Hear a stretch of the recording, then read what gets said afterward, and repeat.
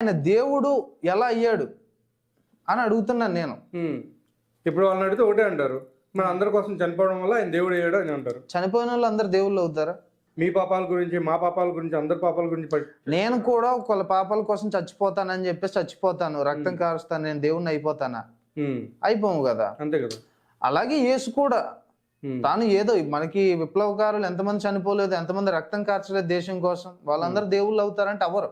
త్యాగం చేశారు దేశం మీద ప్రేమ కోసం.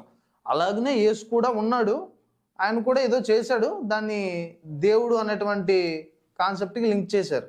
అంతేగాని యేసు కూడా దేవుడు కాదు. నిజంగా ఆయన ఎన్నో మాట్లాడినాను, ఎంతగానో అవమానించాను ఆ యేసు ప్రభువుని, ఆ క్రిస్టియానిటీని, ఆ బైబుల్ని చాలా తోలనాడాను, ఘోరంగా మాట్లాడాను. బట్ నిన్నటి దినాన ఆ యేసు ప్రభు నాకు దర్శనం ఇవ్వడం, నాతో మాట్లాడడం, నా వలన ఆయన చాలా బాధపడ్డాడు అన్నటువంటి విషయాన్ని ఆయన నాకు చెప్పడం, అదంతా జరిగింది.